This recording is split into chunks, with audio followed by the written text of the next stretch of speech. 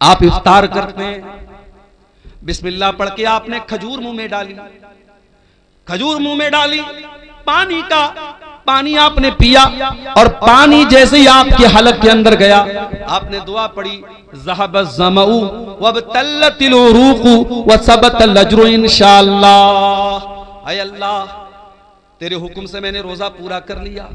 ऐ अल्लाह, मेरी प्यास खत्म हो गई। ऐ अल्लाह, मेरी रगें तर हो गई।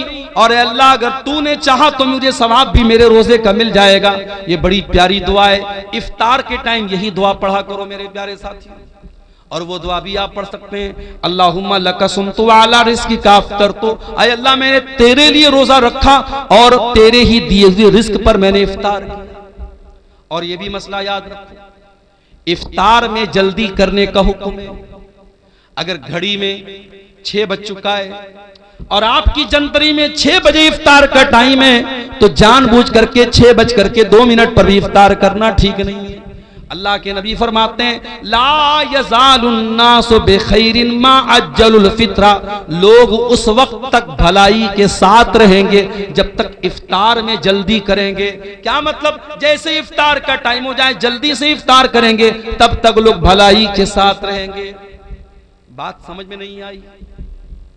मौलाना साहब, एक आदमी 6 बजे इफ्तार कर रहा है, एक आदमी 6:05 पर इफ्तार कर रहा है, वो 5 मिनट ज्यादा रोजा रख रहा है, उसको तो और ज्यादा सवाब मिलना चाहिए। और आप अल्लाह के नबी की हदीस पढ़ रहे हैं कि जो लोग इफ्तार में जल्दी करेंगे वो भलाई के साथ रहेंगे। पता ये चला कि शरीयत हमारी लॉजिक से नहीं चलती है, शरीयत हमारे दिमाग से नहीं चलती है, शरीयत अल्लाह ताला के और उसके रसूल के हुक्म से चलती है। अगर अल्लाह का हुक्म यही है और रसूल का हुक्म यही है कि इफ्तार में जल्दी किया जाए, तो इफ्तार में देर करना ठीक नहीं है। ये मोजा मैंने पहना है, कपड़े का मोजा हो चाहे चमड़े का मोजा हो, आपको मालूम है उस अगर हमने वजू करके पहना है तो मसा कर सकते हैं मोजे के ऊपर। कभी आपने गौर किया, मोजे का जो नीचे का हिस्सा होता है वो ही ज्यादा गंदा होता है, लेकिन जब हम वजू करते हैं तो मोजे के ऊपर के हिस्से पर मसा करते हैं, हम नीचे के हिस्से पर मसा नहीं करते हैं। पता ये चला कि दीन अकल और राय का नाम नहीं है, दीन तो अल्लाह और उसके रसूल के हुक्म का नाम है। इसीलिए इफ्तार में जल्दी करने का हुक्म दिया गया है। और ये भी नोट कर लो मेरे भाई, आज जैसे ही रमजान का महीना आता है, मर्दों की डिमांड क्या होती है? 20 तरीके का आइटम बनाया जाए। हो सकता है कि आपके शेरशाबादी समाज में शायद उतनी वैरायटी ना होती हो, लेकिन आप अगर बनारस चले जाएं, आप लखनऊ चले जाएं, आप हैदराबाद चले जाएं, आप मुंबई चले जाएं, तो इफ्तार के दस्तरखान पे आपको 20 तरीके के आइटम मिलेंगे। मुझे उससे कोई एतराज नहीं। अल्लाह ने आपको दौलत दी, आप खूब खाइए, मना नहीं है मेरे भाई। लेकिन मुझे इस बात से शिकायत है कि आज अपने घर की औरतों के ऊपर हमने इतना ज्यादा बोझ डाल दिया है। इतने सारे आइटम उनको बनाने होते हैं रमजान के अंदर कि बेचारी असर के बाद से लेकर के वो अफ्तार के आइटम बनाने में उनका टाइम लग जाता है, और मगरिब के बाद बेचारी बर्तन धोने में उनका टाइम लग जाता है। उनको इबादतों का टाइम नहीं मिलता, उनको कुरान पढ़ने का टाइम नहीं मिलता, उनको दुआ करने का टाइम नहीं मिलता। मेरे प्यारे साथियों, अपने मुंह के स्वाद के लिए और अपने पेट के लिए अपने घर की औरतों पर अत्याचार न करो, अपने घर की औरतों पर जुल्म न करो। अरे सिंपल जो खाना आम दिनों में खाते हो वही सिंपल तरीके से रमजान में भी खाओ। ठीक है, 2-4 आइटम बढ़ गए, कोई हर्ज की बात नहीं है, लेकिन बीवी के ऊपर इतना ज्यादा अत्याचार करना कि बेचारी दिन भर खाना ही बनाती रहे और इफ्तार के बाद पूरी कई घंटे वो बर्तन ही धोती रहे, ये औरतों पर जुल्म है। इससे भी हमें और आपको बचना है। जब रमजान का महीना आता था, अल्लाह के नबी खुश हो जाया करते थे और अपने सहाबा को खुशखबरी दिया करते थे। आप फरमाते थे, अताकुम रमजान, ऐ मेरे सहाबा, रमजान का महीना आ चुका है, शहरुन मुबारकुन, बरकत का महीना आ चुका है। ऐ मेरे सहाबा, वो महीना आ चुका है जिस महीने में आसमान के दरवाजे खोल दिए जाते हैं, जिस महीने में जहन्नम के दरवाजे बंद कर दिए जाते हैं, जिस महीने में शयातीन को कैद कर दिया जाता है। उसी रमजान में जैसे ही चांद नजर आएगा, हुक्म दिया गया चांद को देखा करो, चांद को अपने बच्चों के साथ, परिवार के साथ देखने की कोशिश करो। मौसम साफ है, चांद इंशाअल्लाह नजर आएगा। जब रमजान का चांद तुम्हें आसमान पे नजर आ जाए तो ये दुआ पढ़ लेना जो अल्लाह के प्यारे नबी पढ़ा करते थे, अल्लाहुम्मा अहिल्लहु अलैना बिल अम्नि वल ईमानी वस सलामति वल इस्लामी रब्बी व रब्बुकल्लाह। क्या दुआ है, चांद देख करके क्या दुआ पढ़ रहे हैं हम। अय अल्लाह तो इस चांद को अमन के साथ हम पर तुलू फरमा दे, ईमान के साथ तुलू फरमा दे, सलामती के साथ तो इस चांद को तुलू फरमा दे, इस्लाम के साथ इस चांद को तू तुलू फरमा दे। रब्बी व रब्बुकल्लाह, और ऐ चांद मेरा और तेरा रब अल्लाह है। कभी आपने गौर किया, हमारे गैर मुस्लिम भाई भी तो चांद देख के करवा चौथ मनाते हैं। हमारे गैर मुस्लिम भाइयों की भी चांद की बड़ी अहमियत है, मगर वो चंद्रमा को देवता मानते हैं, वो चंद्रमा की पूजा करते हैं, वो चंद्रमा की इबादत करते हैं। मगर मेरे प्यारे साथियों, इस्लाम एक ईश्वरवाद वाला मजहब है, इस्लाम तौहीद वाला मजहब है। हम चांद को देख करके भी ऐलान करते हैं रब्बी व रब्बुकल्लाह। ऐ चांद हम तेरी उपासना नहीं करते, ऐ चांद हम तुझे रब नहीं मानते, ऐ चांद हम तुझे अपना पूज्य नहीं मानते, हम तुझे अल्लाह ताला का एक क्रिएशन मानते हैं, अल्लाह ताला की एक मखलूक मानते हैं। और हम चांद देख करके भी ऐलान करते हैं रब्बी व रब्बुकल्लाह, ऐ चांद मेरा भी रब अल्लाह और तेरा भी रब अल्लाह। इस्लाम तौहीद वाला दीन है मेरे प्यारे साथी। इस्लाम में शिर्क बर्दाश्त के काबिल नहीं है मेरे साथी। इस्लाम तो वो मजहब है कि तमाम नमाजों में हम रुकू करते हैं, सजदा करते हैं, मगर जनाजे की नमाज में हम रुकू और सजदा नहीं करते। क्यों नहीं करते? सामने मुर्दा रखा हुआ है, सामने जनाजा रखा हुआ है। अगर जनाजे की नमाज में रुकू डाला जाता और सजदा डाला जाता तो यह मैसेज जाता कि इस्लाम तो मुर्दे के आगे सजदा करवा रहा है, इस्लाम तो मुर्दे के आगे झुक रहा है। इसलिए जनाजे की नमाज में कोई रुकू और सजदा नहीं है। जनाजा रखा हुआ है, हम जनाजे की नमाज पढ़ते उसमें कोई रुकू सजदा नहीं है। और इसीलिए अल्लाह के रसूल ने किसी कब्र के ऊपर नमाज पढ़ने से मना किया है। न तो कब्र के ऊपर मस्जिद बनाई जा सकती है, न मस्जिद में कब्र बनाई जा सकती है। कब्र के ऊपर भी नमाज नहीं और मस्जिद के अंदर भी कब्र को आपने रखने से मना किया है। आज अफसोस की बात, उसी इस्लाम को मानने वाले आज तौहीद को नहीं समझते। कोई किसी के आगे सर झुका रहा है, कोई किसी के आगे सर झुका रहा है। और आपकी शेरशाबादी बिरादरी में जो पूरी अहले हदीस बिरादरी है, आज आपकी बिरादरी में भी बहुत सारी ऐसी चीजें होने लगी हैं जो तौहीद के खिलाफ है। माफ कीजिएगा, बहुत सारे घरों में जहालत की वजह से, तालीम की कमी की वजह से आज बच्चे पैदा होने के बाद ही उनके गले में धागा डाल दिया जाता है। आपके शेरशाबादियों में भी ये चीज देखी जा रही है कि बच्चों के गले में धागा और तावीज डाला जा रहा है। बच्चा बीमार हो जाए तो शिरकिया झाड़ फूक करने वाले झूठे मक्कार लोगों को बुला के उनसे झाड़ फूक करवाया भी जा रहा है। अगर कौवा बोलने लगे तो कौवे के बोलने पर यह कहा जाता है कि कौवा बोल रहा है, इसका मतलब कोई मनहूस खबर आने वाली है। इस तरीके की उल्टी सीधी रिवायतें और उल्टी सीधी चीजें आज हमारे अहले हदीसों के अंदर भी मेरे प्यारे साथियों पाई जाने लगी हैं। याद रखिए, हम तौहीद वाले हैं, हम मर जाएं कट जाएं, तौहीद से समझौता करने वाले नहीं हैं। यही हमारी पहचान है। अल्लाह के नबी ने फरमाया ला तुशरिक बिल्लाहि व इन कुतिलता व हुर्रिकता, अगर तुम्हें कत्ल कर दिया जाए या जला दिया जाए तब भी तुम अल्लाह के साथ शिरक मत करना। तौहीद की हिफाजत करो मेरे प्यारे साथी। हम चांद देख करके भी तौहीद का दर्स देते हैं। रब्बी व रब्बुकल्लाह, ऐ चांद मेरा भी रब अल्लाह है, तेरा भी रब अल्लाह है। एक और मैसेज मिला चांद की दुआ से। दुनिया कहती है मुसलमान तो आतंकवादी होता है, कहने वाले कहते हैं सारे मुसलमान तो आतंकवादी नहीं होते, लेकिन सारे आतंकवादी मुसलमान होते हैं। कहने वाले इस्लाम को आतंकवाद के साथ जोड़ते। ओ लोगों, इस्लाम आतंकवाद का धर्म कैसे हो सकता है? इस्लाम दहशतगर्दी का मजहब कैसे हो सकता है? इस्लाम तो चांद देख करके भी अमन और शांति की दुआ सिखा रहा है। हम चांद देख करके भी क्या दुआ कर रहे हैं? हम ये दुआ नहीं कर रहे हैं हाय अल्लाह इस चांद को देखने के बाद तू सिर्फ हमको भलाई अता फरमा। हम कहते हैं अल्लाहुम्मा अहिल्लहु अलैना बिल अम्न वल ईमान वस सलामत वल इस्लाम। अय अल्लाह ये चांद जो रमजान का नजर आने वाला है, अय अल्लाह सारे विश्व के लिए, सारी दुनिया के लिए अमन और शांति का चांद बना दे। अल्लाह इस महीने को तो शांति वाला बना दे, इसमें किसी का खून न बहे, इसमें किसी की जान न जाए, इसमें किसी का माल न लूटे। अय अल्लाह इसको अमन और शांति का और पीस का और अय अल्लाह दुनिया के लिए सलामती का महीना बना दे। जो मुसलमान चांद देख करके भी अमन और शांति की दुआएं करता है, वो मीडिया वालों तुम्हें शर्म नहीं आती? उस इस्लाम को तुम आतंकवाद के साथ जोड़ते हो, उस मुसलमान को तुम आतंकवाद के साथ जोड़ते हो।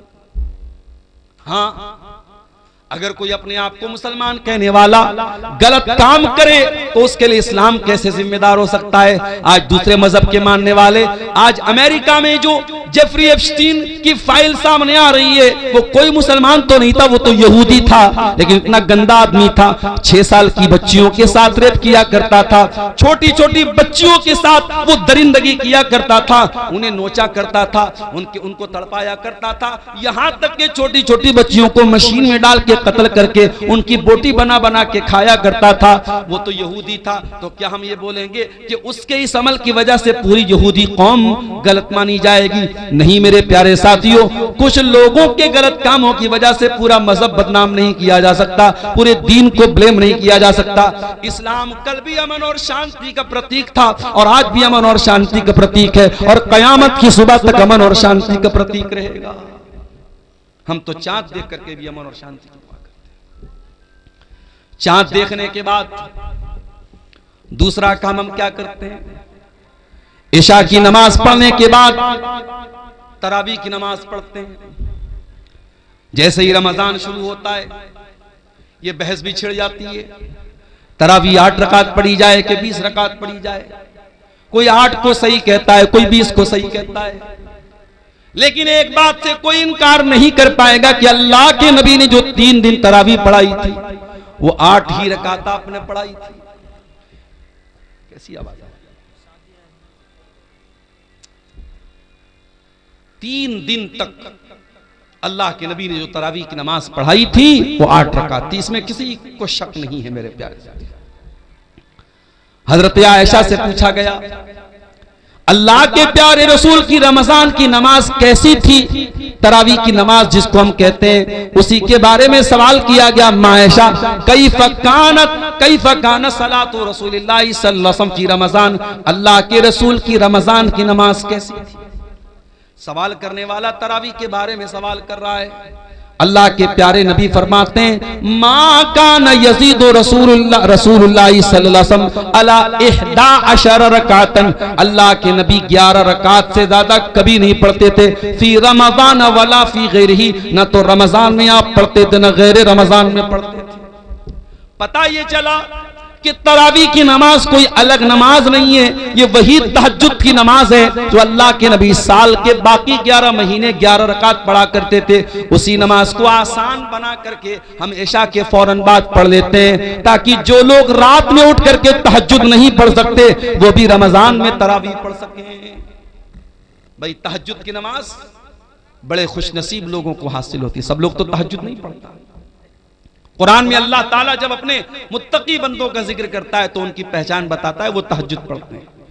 कहीं अल्लाह फरमाता है, कानू कलीलन मिनल लैली मा यहजऊन, मेरे मुत्तकी बंदे रात को बहुत कम सोते हैं, वो रात में तहज्जुद की नमाज पढ़ते हैं। कहीं अल्लाह ने फरमाया, ततजाफा जुनूबुहुम अनिल मजाज यदऊन रब्बहुम खौफन व तमा, मेरे मुत्तकी बंदे अपने बिस्तर से अलग होकर के अल्लाह की बारगाह में तहज्जुद पढ़ते हैं। यदऊन रब्बहुम खौफन व तमा, वो अपने रब से दुआएं करते हैं, कभी अल्लाह के अजाब से डरते हैं, कभी अल्लाह की रहमत की उम्मीद रखते हैं। व मिम्मा रज़क़नाहुम युनफिकून, और तहज्जुद पढ़ने के बाद अल्लाह की राह में सदका खैरात करते हैं। वही तहज्जुद की नमाज रमजान में तरावी के नाम से पढ़ी जाती है और अल्लाह के नबी ने इसको 11 रकात ही पढ़ा है। मेरे प्यारे साथियों, हमें और आपको भी चाहिए कि हम तरावी पढ़ें, लेकिन हाँ एक बात याद रखिए, तरावी की नमाज को आज हमारे यहाँ एक हवा बना दिया गया, बहुत मुश्किल बना दिया गया। नहीं, तरावी को आप बहुत मुश्किल मत बनाइए मेरे प्यारे साथियों। अगर हमारे नौजवानों का स्टेमिना बहुत कमजोर हो चुका है और वो बेचारे बहुत लंबी तरावी नहीं पढ़ पा रहे, तो ठीक है आप हल्की ही तरावी पढ़ाइए। हल्की से मुराद ये है कि अगर एक पारा पूरा अगर इमाम पढ़ रहा है और एक पारे में सारे लोग शामिल हो सकते हैं तो एक पारा पढ़ाया जाए। अगर एक पारा भी लोग नहीं पढ़ पा रहे तो एक पारे से भी कम पढ़ा जा सकता है, लेकिन कोशिश ये कीजिए कि तरावी की नमाज पूरे महीने पढ़ी जाए। जो ये तरीका हमारे यहाँ चला है कि 3 दिन तरावी पढ़ते हैं, 5 दिन तरावी पढ़ते हैं, उसके बाद मस्जिदों में सन्नाटा छा जाता है, ये तरीका गलत है और किसी भी हदीस से ये तरीका साबित नहीं है कि सिर्फ 3 दिन तरावी पढ़ी जाए। अल्लाह के नबी फरमाते हैं मन काम रमजान ईमानन व इहतिसाबन, जो रमजान में क़ियामुल लैल करता है, जो रमजान में तरावी की नमाज पढ़ता है ईमान के साथ और सवाब की नीयत के साथ, ये 2 चीजें बहुत जरूरी हैं। तरावी की नमाज का मकसद दिखावा नहीं होना चाहिए, तरावी की नमाज का मकसद ये बताना नहीं होना चाहिए कि मैं बहुत बड़ा नेक इंसान हूं। तरावी का 2 मकसद होना चाहिए, ईमानन व इहतिसाबन, ईमान के साथ और सवाब की नीयत के साथ जो तरावी की नमाज पढ़ेगा, अल्लाह के नबी फरमाते हैं गुफिर लहू मा तक़द्दम मिन ज़म्बिही, उसके पिछले तमाम के तमाम गुनाह माफ हो जाएंगे। और ये भी याद रखिए, अभी आज एक फोन मेरे पास आया, मौलाना मैं एक जगह ड्यूटी कर रहा हूं, 12 बजे रात तक मेरी ड्यूटी है, मैं ड्यूटी से आने के बाद जमात तो मुझे नहीं मिलेगी, क्या मैं अकेले तरावी की नमाज पढ़ सकता हूं? मैंने कहा आप पढ़ सकते हैं, जायज है, लेकिन ये बात याद रखिए कि तरावी की नमाज जमात से पढ़ना अफजल है, जमात से पढ़ना अफजल और बेहतर है, इसलिए कि अल्लाह के नबी ने फरमाया मन कामा मअल इमामी हत्ता यंसरिफ कुतिब लहू क़ियामुल लैला, जो इमाम के साथ क़ियामुल लैल करता है, जो इमाम के साथ तरावी की नमाज पढ़ता है, उसको पूरी रात तहज्जुद पढ़ने का सवाब मिलता है। इसलिए मेरे भाइयों मस्जिद में तरावी का एहतमाम करो और औरतों के लिए भी इंतजाम करो ताकि माएं बहनें भी इस सवाब में शामिल हो सके, मर्द हजरात भी तरावी पढ़ें और पर्दे के साथ औरतों का भी इंतजाम करो, औरतें भी जाके तरावी की नमाज पढ़ें। और आगे बढ़िए, तरावी आपने पढ़ ली, रात में सो गया, सुबह 4 बज गए, आपकी बीवी ने आपको उठाया, उठिए, आपने कहा अरे 4 बज रहा है तो मुझे क्यों उठा रही है? बीवी ने कहा शायद आप भूल गए आज पहला रोजा है, चलिए सहरी कर लीजिए।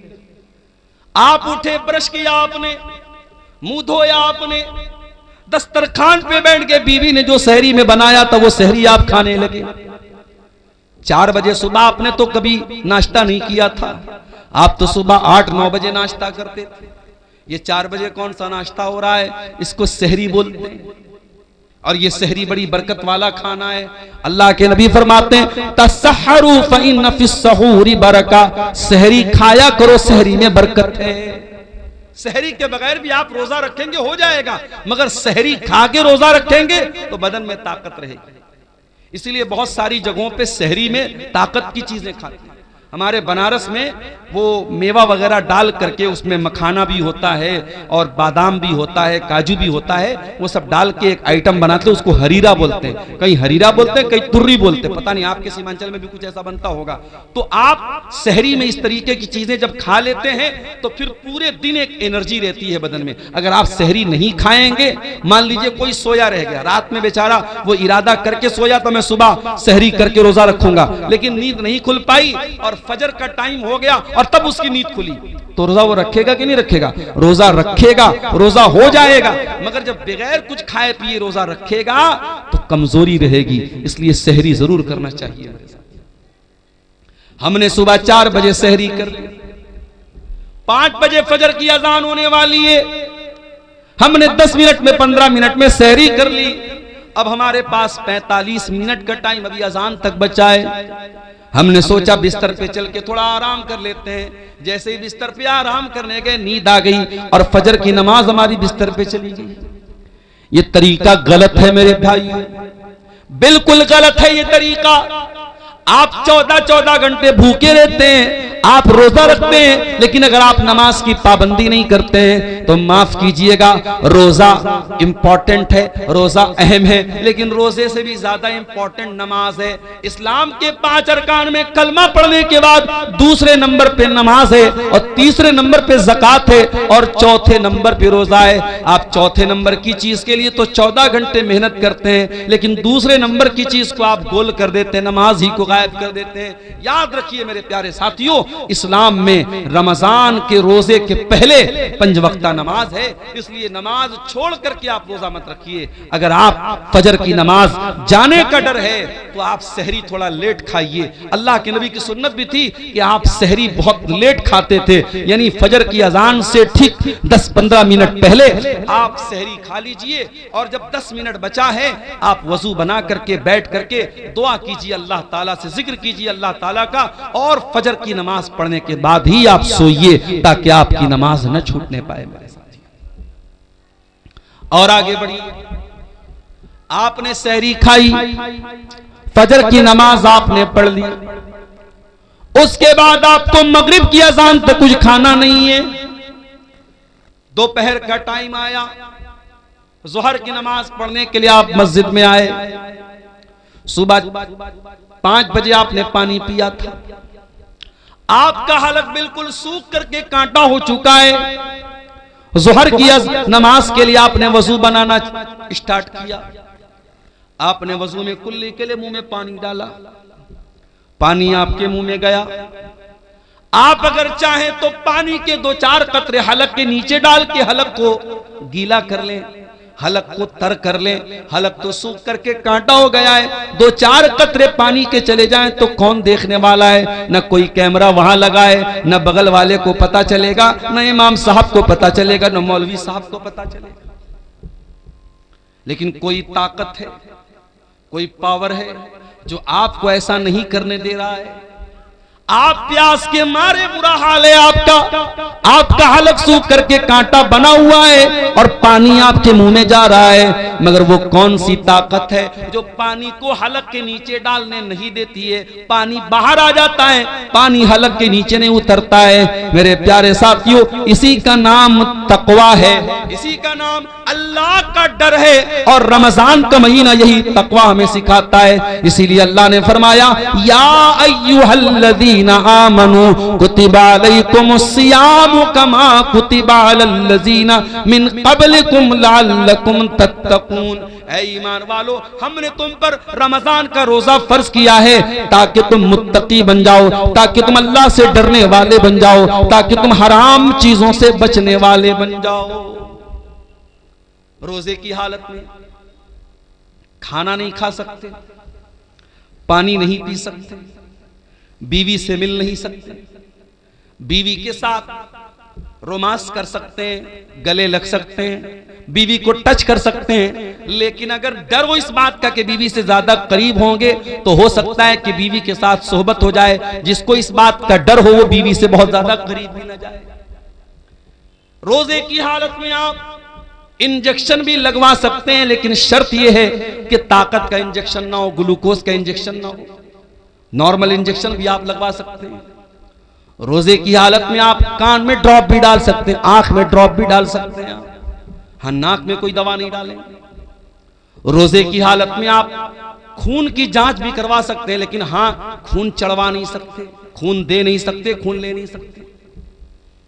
खून इसलिए नहीं दे, खून लेंगे तो बदन में एक ग़िज़ा आ जाएगी, वो जायज़ नहीं है। रोजे की हालत में बदन को ग़िज़ा पहुंचाना जायज़ नहीं, और खून किसी को देंगे तो कमजोरी बहुत ज्यादा आ जाएगी, रोजे पर इफेक्ट पड़ेगा, इसलिए खून देना भी ठीक नहीं रोजे की हालत।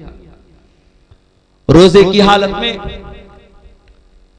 आप अगर भूल करके कुछ खा गए, नबी अकरम ने फरमाया, अगर भूल चूक करके तुम्हारे मुंह में कुछ चला गया, खा लिया, तो जैसे ही याद आ जाए फौरन बाज आ जाओ।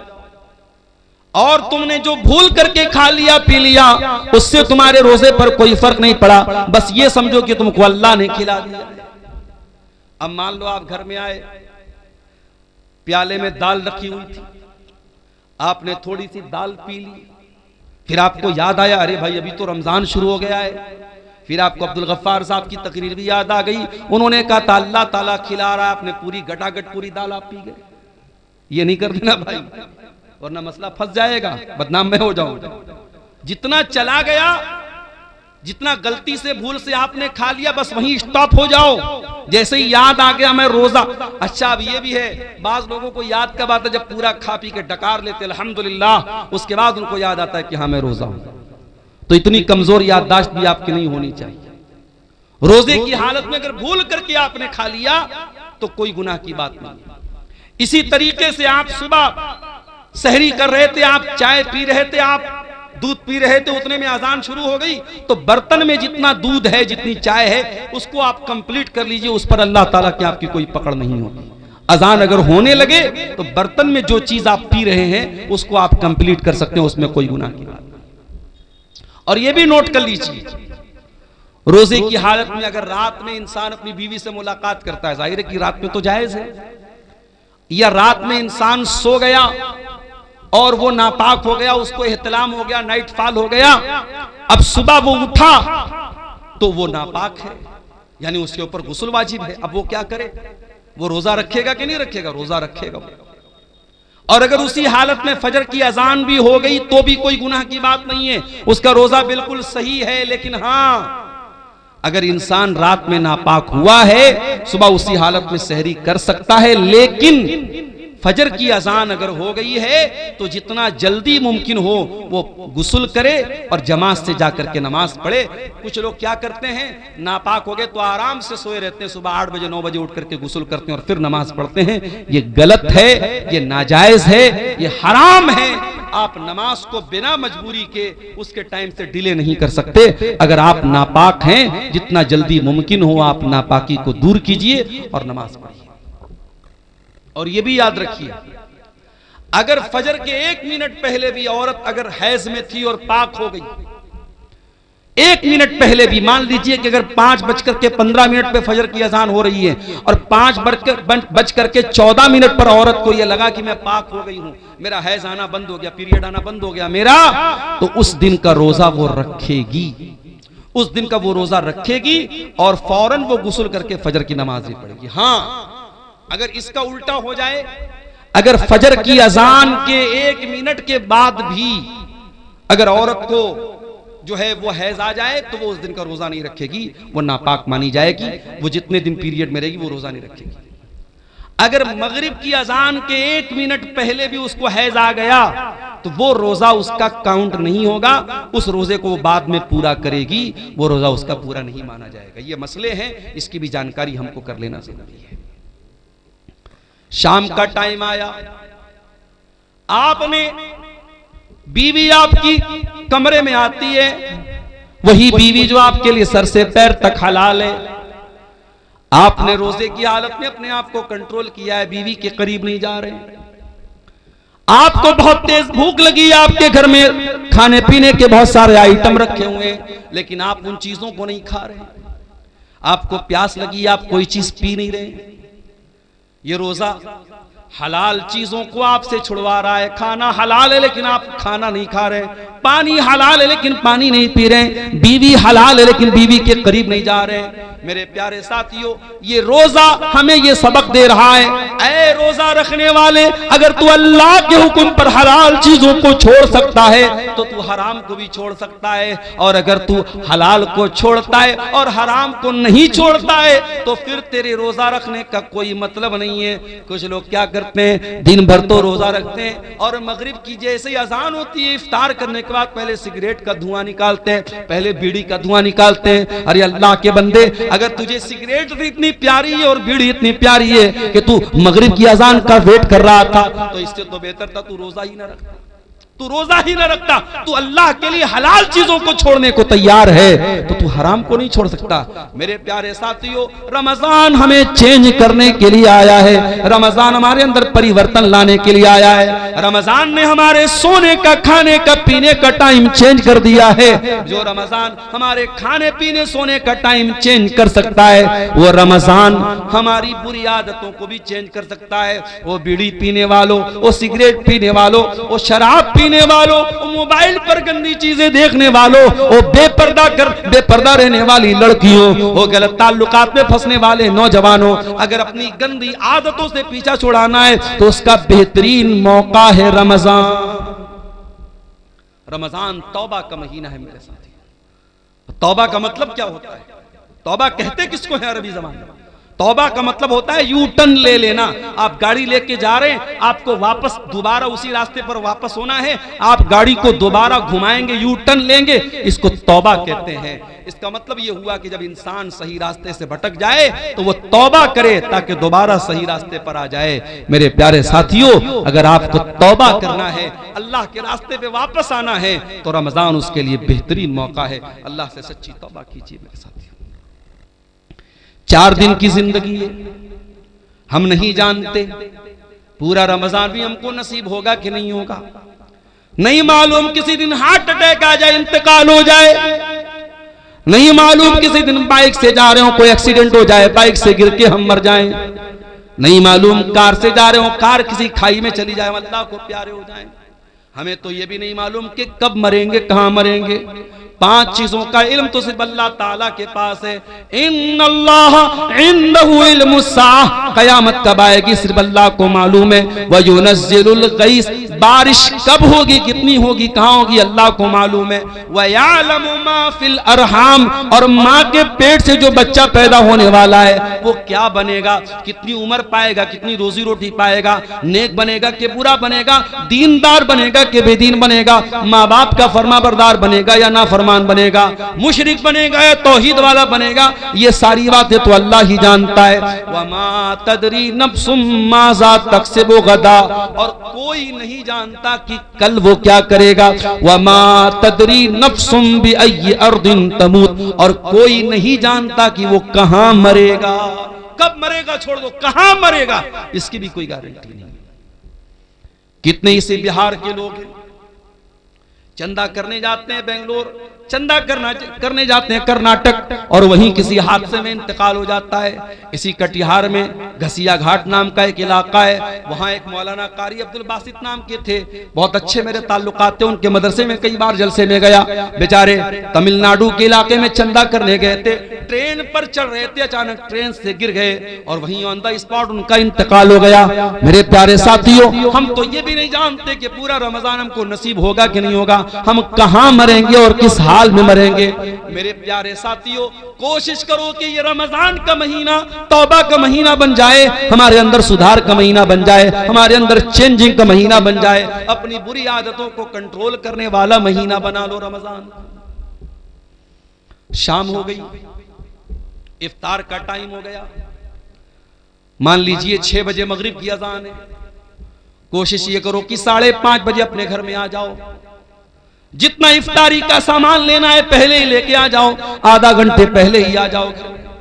दस्तरखान बिछा लो, बच्चों और परिवार को साथ में ले लो और अल्लाह की बारगाह में दुआ करो। मेरे प्यारे साथियों, रोजे की हालत में अल्लाह ताला दुआ जल्दी कबूल करता है। रोजे का दुआ के साथ बड़ा गहरा कनेक्शन है, और इसीलिए अल्लाह ताला ने कुरान में जहां रमजान का जिक्र किया है, जहां रोजे का जिक्र किया है, वहीं अल्लाह ने फरमाया वइज़ा सअलका इबादी अन्नी फइन्नी करीब। ऐ मेरे नबी, जब मेरे बंदे आपसे मेरे बारे में सवाल करें कि अल्लाह कहां है, तो ऐ नबी उनको बता दीजिए कि अल्लाह ताला बहुत करीब है। उजीबु दावत दाई इज़ा दान, और जब भी कोई दुआ करने वाला अल्लाह को पुकारता है, अल्लाह जरूर उसकी दुआ को सुनता है। शर्त यह है फलयस्तजीबू ली वलयुमिनू बी, कि वह अल्लाह की बात माने और अल्लाह पर ईमान रखे। अगर वाकई में हम अल्लाह की बात माने तो जरूर अल्लाह हमारी दुआ सुनेगा, मगर हम अल्लाह की बात मानते कहां हैं? हम तो गुनाहों की दुनिया में लथपथ रहते हैं, हराम कमाई खाते हैं, सूद ब्याज खाते हैं, हराम काम करते और उसके बाद हम कहते हैं अल्लाह हमारी दुआओं को नहीं सुनता। अल्लाह ने हम पर जालिमों को मुसल्लत कर दिया है, फला जालिम है, फला जालिम। अरे सबसे बड़े जालिम हम हैं। दूसरों को जालिम कहने से पहले अपने गिरबान में झांके, हमने अपने ऊपर कितना जुल्म किया है। इसलिए मेरे प्यारे साथियों, रमजान में दुआ करो, और दुआ करना है तो जरा नबियों से सीखो कि दुआ कैसे की जाती है।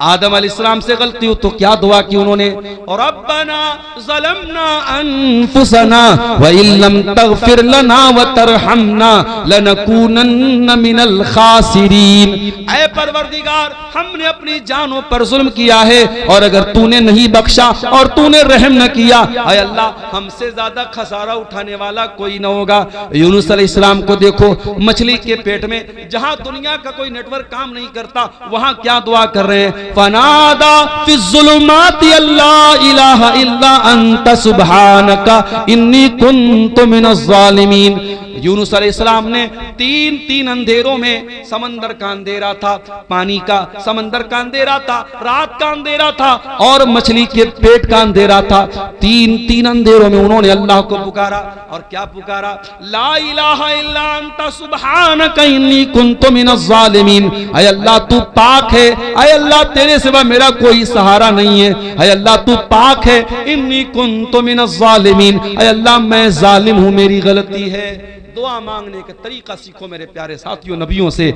इसीलिए अल्लाह के नबी फरमाते हैं, मछली वाले नबी की दुआ बहुत बेहतरीन दुआ है और मुसलमान जब भी किसी मुसीबत में ये दुआ करेगा, अल्लाह ताला जरूर उसकी दुआ को सुनेगा। इब्राहिम अलैहिस्सलाम को देखो, 85 साल की उम्र हो चुकी है, औलाद नहीं है। यहां तो 14-15 साल हो जाए और औलाद ना हो तो दुनिया वाले ताना मारने लगते हैं कि इसको तो औलाद नहीं हो रही है, और इंसान भी मायूस हो जाता है। यहाँ 85 साल की उम्र हो चुकी है, इब्राहिम अपने रब से मायूस नहीं है। क्या दुआ करते हैं, रब्बी हबली मिन लदुनका ज़ुर्रियतन तय्यबा इन्नका समीउद दुआ। ऐ अल्लाह तू मुझे पाक औलाद दे दे, ऐ अल्लाह तू दुआओं को सुनने वाला है। रब्बी हबली मिनस सालिहीन, ऐ अल्लाह मुझे नेक बेटा अता फरमा।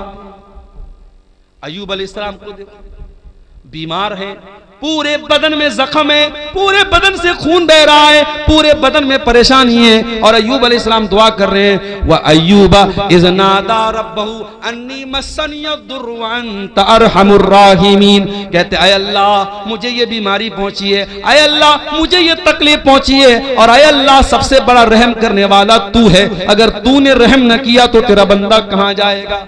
मेरे प्यारे साथियों, रमजान को दुआ का महीना बना लो, खूब दुआएं करो, इफ्तार के टाइम दुआ करो, सहरी के टाइम दुआ करो, तरावी के बाद बैठ के दुआ करो, रात के सन्नाटे में दुआ करो, दिन के उजाले में दुआ करो। रमजान का दुआ के साथ बड़ा गहरा कनेक्शन है, बहुत गहरा ताल्लुक है। और हो सके एक किताब बता रहा हूं, मोबाइल पर भी वो किताब मिल जाएगी आपको, प्ले स्टोर में भी मिल जाएगी। किताब का नाम नोट कर लो, हिस्नुल मुस्लिम, अरब के एक आलिम की किताब है, बहुत अच्छी किताब है दुआओं की। छोटी छोटी दुआएं जो नबी की दुआएं हैं, नबी की सिखाई गई दुआओं को पढ़ा करो। नबी के अल्फाज में बड़ी बरकत है, नबी के अल्फाज बड़े जामे होते थे। अगर वो नहीं पढ़ सकते, अगर पढ़े लिखे नहीं हो, तो अपनी भाषा में, अपनी जबान में, तुम शेरशाबादी लैंग्वेज में, तुम बंगला जुबान में भी अल्लाह से दुआएं कर सकते हो। अल्लाह ताला हर जबान को समझता है, वो दिल की भाषाओं को जानता है, वो दिल की जबान को जानता है। हम जबान से कहें या न कहें, हमारा दिल जब तड़पता है, हमारा दिल जब रोता है, हमारे दिल की सदाओं को भी अल्लाह ताला सुन लेता है। और आगे बढ़िए मेरे भाई, इफ्तार का टाइम हो गया। आप इफ्तार करते हैं, बिस्मिल्लाह पढ़ के आपने खजूर मुंह में डाली, खजूर मुंह में डाली, पानी आपने पिया, और पानी जैसे ही आपके हलक के अंदर गया, आपने दुआ पढ़ी, ज़हबज़ ज़मऊ वबतल्लतिल उरूक़ु वसबतल अज्रु इंशाअल्लाह। ऐ अल्लाह तेरे हुक्म से मैंने रोजा पूरा कर लिया, ऐ अल्लाह मेरी प्यास खत्म हो गई, ऐ अल्लाह मेरी रगें तर हो गई, और अल्लाह अगर तूने चाहा तो मुझे सवाब भी मेरे रोजे का मिल जाएगा। ये बड़ी प्यारी दुआ है, इफ्तार के टाइम यही दुआ पढ़ा करो मेरे प्यारे साथियों। और वो दुआ भी आप पढ़ सकते हैं, अल्लाहुम्मा लका सुमतु व अला रिज़्क़िका अफ़्तरतु। ऐ अल्लाह मैंने तेरे लिए रोजा रखा और तेरे ही दिए हुए रिस्क पर मैंने इफ्तार किया। और ये भी मसला याद रखो, इफ्तार में जल्दी करने का हुक्म है। अगर घड़ी में 6 बज चुका है और आपकी जंतरी में 6 बजे इफ्तार का टाइम है, तो जानबूझ करके 6 बज करके 2 मिनट पर भी इफ्तार करना ठीक नहीं है। अल्लाह के नबी फरमाते हैं ला यज़ालुन्नासु बिखैरिन मा अज्जलुल फित्रा, लोग उस वक्त तक भलाई के साथ रहेंगे जब तक इफ्तार में जल्दी करेंगे। क्या मतलब? जैसे इफ्तार का टाइम हो जाए जल्दी से इफ्तार करेंगे तब तक लोग भलाई के साथ रहेंगे। बात समझ में नहीं आई?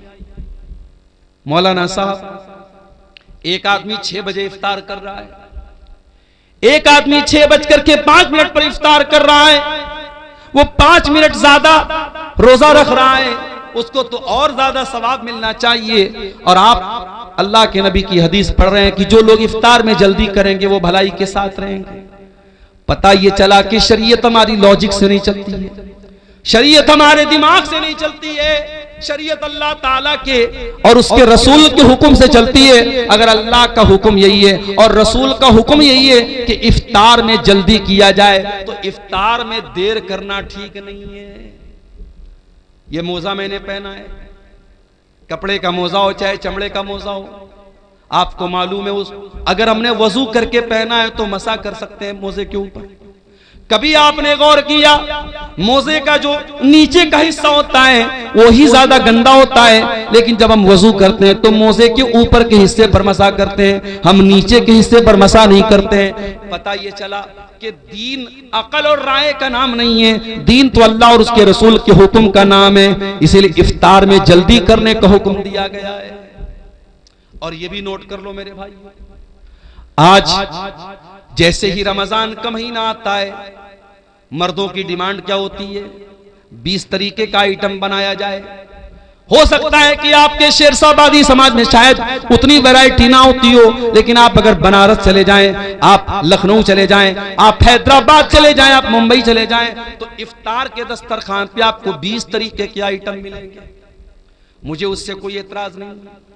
अल्लाह ने आपको दौलत दी, आप खूब खाइए, मना नहीं है मेरे भाई, लेकिन मुझे इस बात से शिकायत है कि आज अपने घर की औरतों के ऊपर हमने इतना ज्यादा बोझ डाल दिया है। इतने सारे आइटम उनको बनाने होते हैं रमजान के अंदर के बेचारी असर के बाद से लेकर के वो अफ्तार के आइटम बनाने में उनका टाइम लग जाता है, और मगरिब के बाद बेचारी बर्तन धोने में उनका टाइम लग जाता है। उनको इबादतों का टाइम नहीं मिलता, उनको कुरान पढ़ने का टाइम नहीं मिलता, उनको दुआ करने का टाइम नहीं मिलता। मेरे प्यारे साथियों, अपने मुंह के स्वाद के लिए और अपने पेट के लिए अपने घर की औरतों पर अत्याचार न करो, अपने घर की औरतों पर जुल्म न करो। अरे सिंपल जो खाना आम दिनों में खाते हो वही सिंपल तरीके से रमजान में भी खाओ। ठीक है, 2-4 आइटम बढ़ गए, कोई हर्ज की बात नहीं है, लेकिन बीवी के ऊपर इतना ज्यादा अत्याचार करना कि बेचारी दिन भर खाना ही बनाती रहे और इफ्तार के बाद पूरी कई घंटे वो बर्तन ही धोती रहे, ये औरतों पर जुल्म है। इससे भी हमें और आपको बचना है।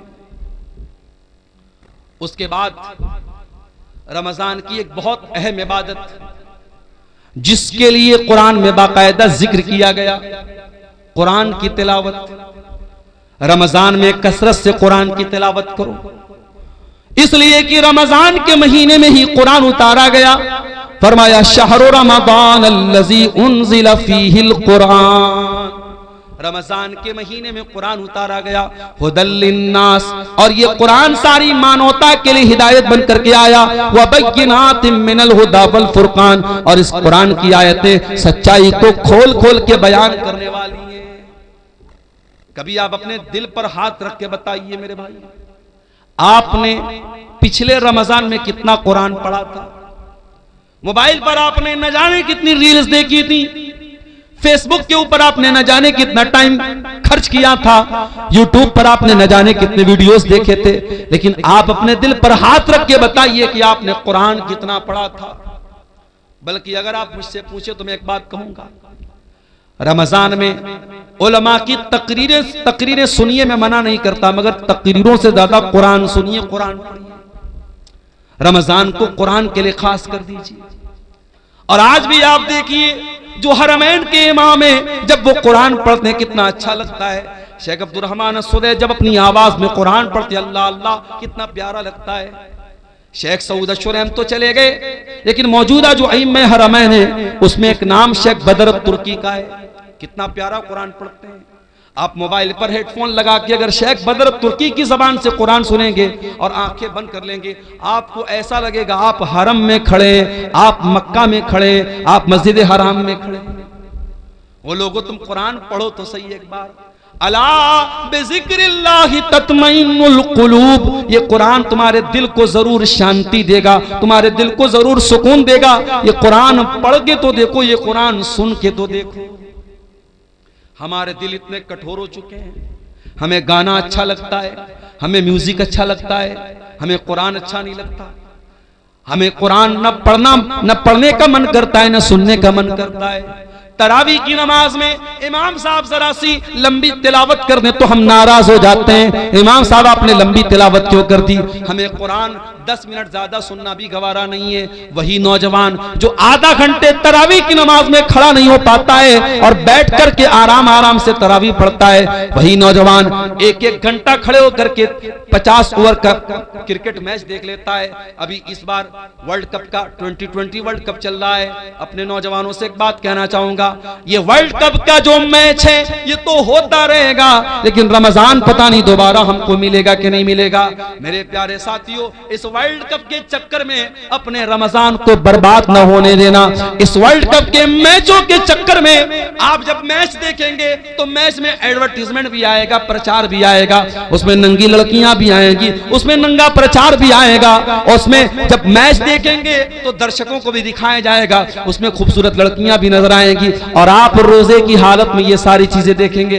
इसलिए खबरदार, कहीं रमजान के रोजे को आपका ये वर्ल्ड कप का मैच बर्बाद न कर दे। इसलिए वर्ल्ड कप के मैच से भी होशियार रहना मेरे साथी। कुरान को टाइम दो। इमाम मालिक रहमतुल्लाह अलैह बहुत बड़े इमाम थे, हदीस का दर्स दिया करते थे। पूरी दुनिया से उनके पास लोग हदीस पढ़ने आया करते थे, लेकिन जब रमजान का महीना आता था इमाम मालिक ऐलान कर देते थे, वो लोगों मैं रमजान में हदीस नहीं पढ़ाऊंगा, मैं साल भर हदीस पढ़ाता हूँ। ये कुरान का महीना आ गया, ये रमजान का महीना आ गया, 1 महीने के लिए मुझे कुरान के साथ छोड़ दो, मैं कुरान को पढ़ूंगा, कुरान पर गौर करूंगा। वो लोगों कुरान को पढ़ो रमजान में, कुरान को सुनो रमजान में और कुरान पर गौर करो। ये दिल पर जो गुनाहों की लेयर चढ़ी है, ये दिल पर जो गुनाहों की परत चढ़ी है, जब कुरान पर गौर करोगे तो ये परत टूट जाएगी, ये परत गिर जाएगी। कुरान कहता है अफला यतदब्बरूनल कुरान अम अला कुलूबिन अक़फ़ालुहा, मेरे बंदो तुम कुरान पर गौर क्यों नहीं करते? क्या तुम्हारे दिलों पर ताले लगे हैं? जिस तरीके से मोबाइल का लॉक अगर खोलना हो तो जब तक पासवर्ड न डाला जाए तब तक मोबाइल का लॉक नहीं खुलता, जब तक पैटर्न लॉक न डाला जाए तब तक मोबाइल का लॉक नहीं खुलता। इसी तरीके से दिल पर जो लॉक पड़े हैं, दिल पर जो ताले पड़े हैं, दिल का ताला खोलना है तो कुरान पर गौर करो, कुरान पर तदब्बुर करो मेरे प्यारे साथी, कुरान पर गौर करो मेरे साथी।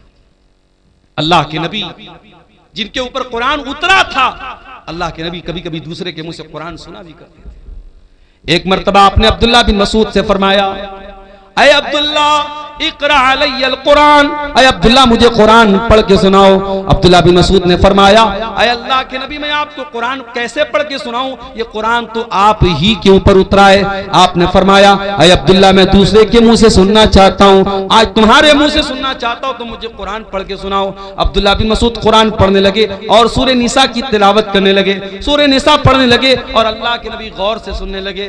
पढ़ते पढ़ते पढ़ते पढ़ते अब्दुल्ला बिन मसूद इस आयत पर पहुंचे, फकैफा इज़ा जिना मिन कुल्ली उम्मतिन बिशहीद, ऐ मेरे नबी उस वक्त आपका क्या हाल होगा जब हम हर उम्मत में से एक गवाह लाएंगे। वजीना बिकाला हाउलाई शहीदा, और ऐ नबी हम आपकी उम्मत पर आपको गवाह बनाएंगे। जब अब्दुल्ला बिन मसूद इस आयत के ऊपर पहुंचे, उन्होंने कहा, वो कहते हैं कि अल्लाह के नबी ने मुझसे कहा बस करो, ऐ अब्दुल्ला बस करो। मैंने नजरें उठा के देखा, मैंने क्या देखा, फैज़ा ऐनाहु तज़रिफान, अल्लाह के नबी की दोनों आंखों से आंसू बह रहे थे, अल्लाह के रसूल रो रहे थे, ज़ारो कतार आप रो रहे थे। वो जो कयामत के दिन आपके कंधे पे जिम्मेदारी डाली जाएगी, उस जिम्मेदारी को सोच के आप रो रहे थे। ओ मुसलमानों, तुम्हारे नबी तो अपनी जिम्मेदारी का ख्याल करके रो रहे हैं, तुम्हें अपनी जिम्मेदारी का ख्याल कब आएगा? आज ये कौम कहां जा रही है, इस कौम का नौजवान कहां जा रहा है? आज इस कौम की लड़कियां मुर्तद हो रही हैं, इस कौम का नौजवान नशे नशे में धुत है, इस कौम की लड़कियां बेपर्दा हो रही हैं, इस कौम का एक बड़ा तबका हराम कमाई खा रहा है। वो लोगों, तुम्हें कोई चिंता नहीं है, तुम्हारे दिमाग में कोई टेंशन नहीं है। तुम्हारे नबी तो यही टेंशन लेके दुनिया से चले गए। तुम्हारे नबी को तो एक ही टेंशन थी, फलअल्लक बाखिउन नफ्सका अला आतारिहिम इल्लम युमिनु बिहाज़ल हदीस असफा। ऐ मेरे नबी, आपको इतनी टेंशन है, आपको इतनी चिंता है लोगों के ईमान लाने की, कहीं इस टेंशन में आप जान न दे दें। आपके नबी को तो इतनी टेंशन थी, मगर आपको कोई टेंशन नहीं है। अल्लाह के प्यारे नबी उस जिम्मेदारी का एहसास करके रोने लगे, कुरान सुन करके रोने लगे। मेरे साथ कुरान सुनो तो सही, अच्छे कारी की आवाज में, खास तौर से जो अफ्रीकन कारी होते हैं। उसमें एक कारी है, कभी यूट्यूब पर सर्च मारिएगा, सूफी अब्दुल रशीद नाम है उनका, ये शायद उधर अफ्रीका वगैरह कहीं के हैं। आवाज बिल्कुल नॉर्मल है, लेकिन जब कुरान पढ़ते हैं दिल में जाके लगता है मेरे साथियों, बड़ा प्यारा कुरान पढ़ते। सूफी अब्दुल रशीद नाम है। अच्छे कारी की आवाज में आप कुरान सुनिए, आप ये गाने बजाने भूल जाएंगे। दिल पर जो असर पड़ेगा मेरे साथियों, अब मैं बयान नहीं कर सकता उसको। रमजान को कुरान का महीना बनाइए मेरे साथियों, और आगे बढ़िए। एक और काम अल्लाह के नबी करते थे रमजान में।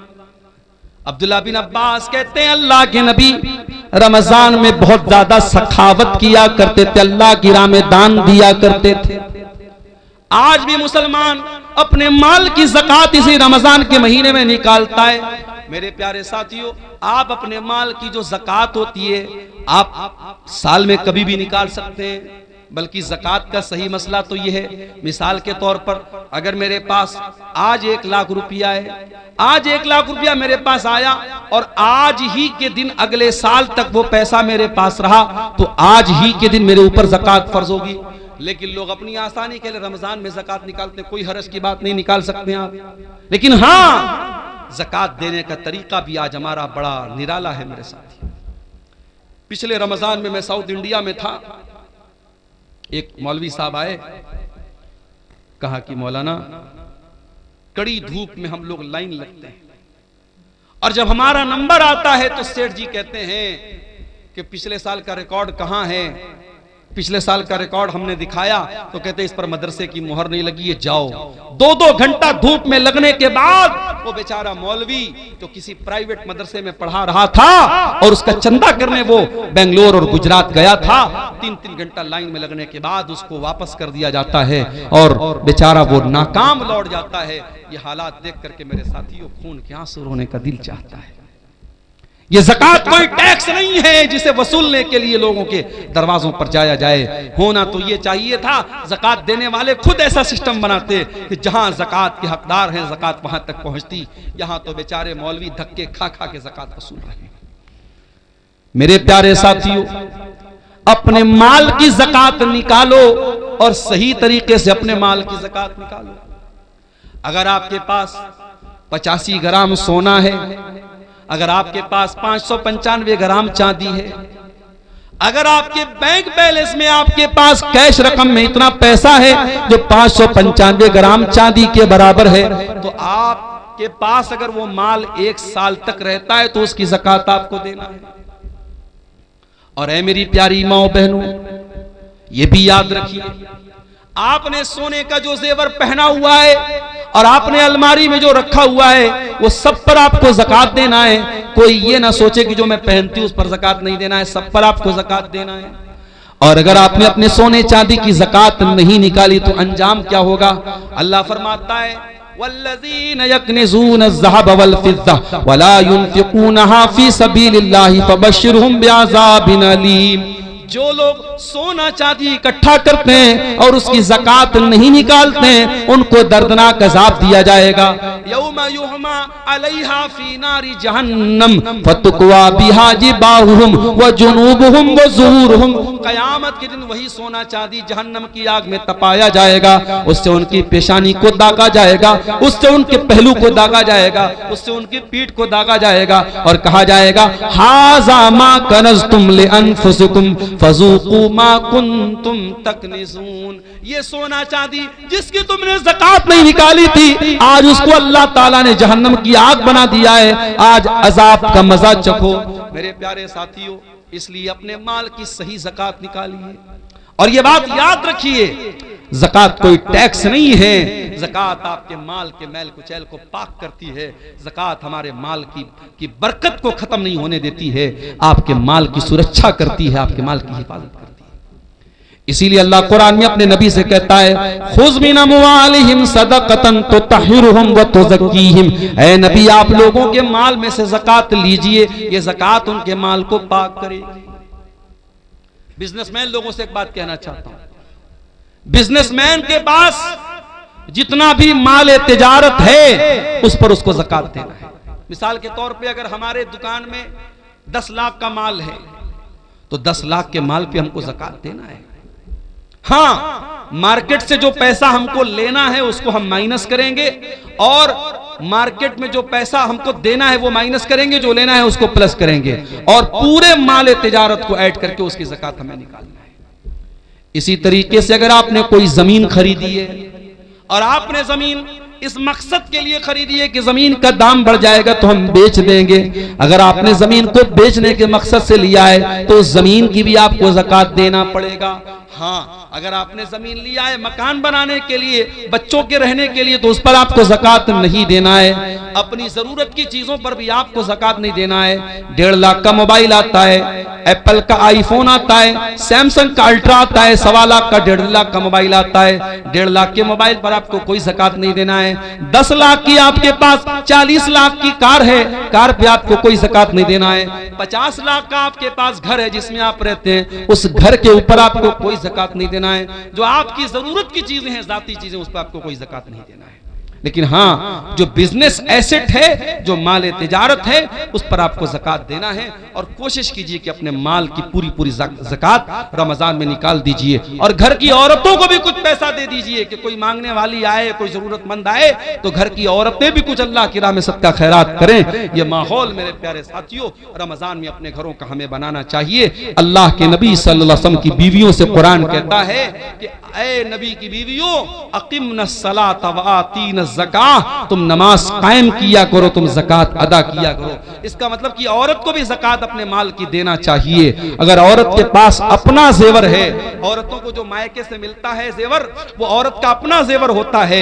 अगर शौहर ज़कात निकाल दे तो अच्छी बात है, अगर शौहर ज़कात नहीं निकालता है तो बीवी को खुद उसकी ज़कात निकालनी पड़ेगी। अगर अपना जेवर बेच के भी निकालना पड़े तो देना पड़ेगा। ज़कात दिए बगैर चारा नहीं है। और अगर हम जानबूझ के ज़कात नहीं निकालेंगे, अल्लाह के यहाँ बहुत दर्दनाक अजाब होगा। मेरे प्यारे साथियों, रमजान के इस मुबारक महीने में एक काम हमें और करना रहता है जिसको एतिकाफ बोलते हैं। एतिकाफ का मतलब होता है अपने आप को मस्जिद के अंदर कैद कर लेना। रमजान के आखिरी अशरे में 10 दिन तक इंसान एतिकाफ करता है, नबी की सुन्नत है। मगर ये मसला याद रखो, औरतें भी अगर एतिकाफ करेंगी तो मस्जिद में करेंगी। अगर औरतों के लिए मस्जिद में पर्दे का इंतजाम है, सुरक्षा का इंतजाम है, तो मस्जिद में एतिकाफ करेंगी। और अगर मस्जिद में इंतजाम नहीं है तो औरतों को मायूस होने की जरूरत नहीं है, वो और नेकी के काम करें, उनको एतिकाफ करने की जरूरत नहीं है। एतिकाफ अगर होगा तो मस्जिद में होगा, इसलिए कि अल्लाह के नबी से कहीं और एतिकाफ करने का सबूत नहीं मिलता है। और इत्तिकाफ कौन करेगा? आज तो हालात ये है, पूरे गांव में कोई इत्तिकाफ नहीं करता है। पूरी अहले हदीसों की बस्ती है, कुरान और सुन्नत पर चलने वालों की बस्ती है, लेकिन पूरी बस्ती में एक आदमी भी इत्तिकाफ नहीं करता है।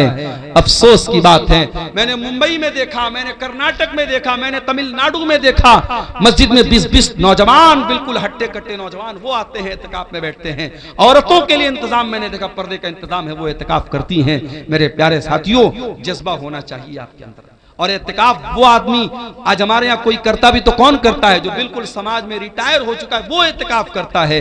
अरे जो बिजनेसमैन है, जो एक्टिव है, जो अपने दुनिया की कुर्बानी दे के इत्तिकाफ करे, वो असल इत्तिकाफ करता है। मेरे साथियों, ये एक पर्चा आया है मेरे सामने।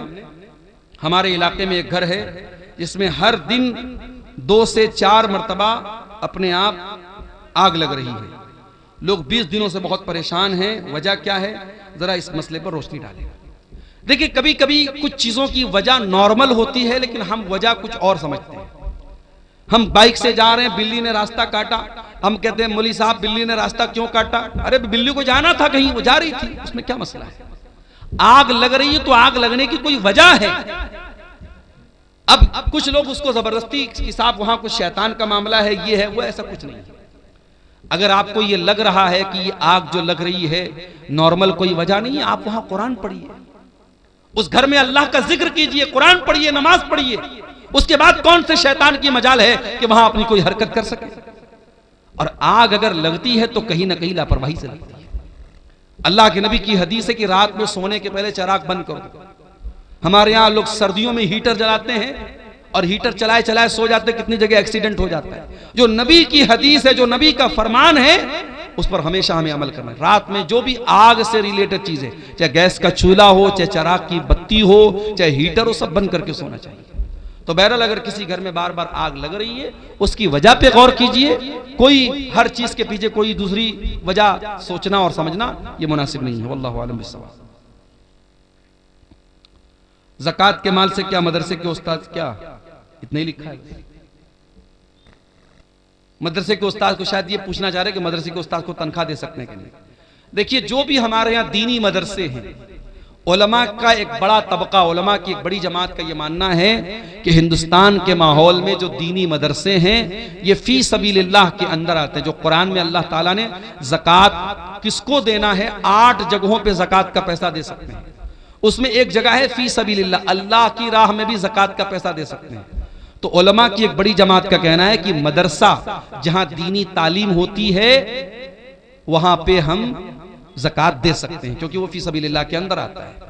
अगर मदरसे में गरीब बच्चे पढ़ते तब तो कोई शक की बात नहीं, ज़कात दे ही सकते हैं। अगर मदरसे में खुशहाल बच्चे भी पढ़ते हैं तब भी ज़कात की रकम दी जा सकती है। क्यों? क्योंकि मदरसों का असल मकसद क्या है? अल्लाह के दीन की तबलीग करना, लिहाजा वहां ज़कात की रकम दी जा सकती है। लेकिन इस तरीके के मदरसे जहां ज़कात की रकम दी जाती है, वहां अगर ऐसे बच्चे पढ़ते हैं जिनके बाप खुशहाल हैं, तो उनको ये चाहिए कि खुराकी वगैरह की वो फीस दे दें, ताकि वो ज़कात के अंदर किसी तरीके के डाउट से वो बच जाए। हदीस के मुताबिक इफ्तारी में जल्दी करने का हुक्म है, लेकिन हमारे इलाके में एक ही जगह में अहनाफ कुछ और अहले हदीस हजरात कुछ औकात में इफ्तारी करते हैं। उसकी क्या वजह हो सकती है? क्या इसमें भी अव्वल और आखिर वक्त का मसला है, यानी 2 से 4 मिनट? अहनाफ के यहाँ जबरदस्ती सिर्फ एहतियात के नाम पे 2-4 मिनट लेट किया जाता है, उसकी कोई दलील नहीं है। जो जंतरी के औकात है बहुत सोच समझ करके हिसाब किताब करके बनाए गए हैं। नबी के ज़माने में जंतरी नहीं थी, नबी के ज़माने में घड़ी नहीं थी, आसमान देख करके लोग इफ्तार करते थे। आज तो अल्हम्दुलिल्लाह घड़ी है और जंतरी में बाकायदा पूरा तहकीक करने के बाद इफ्तार का टाइम तय किया गया है। वो उसमें ताखिर करने का कोई जो है मतलब नहीं है। जो लोग एहतियात के नाम पे देर करते हैं वो ठीक नहीं है। क्या सहरी के लिए माइक में ऐलान करना सही है?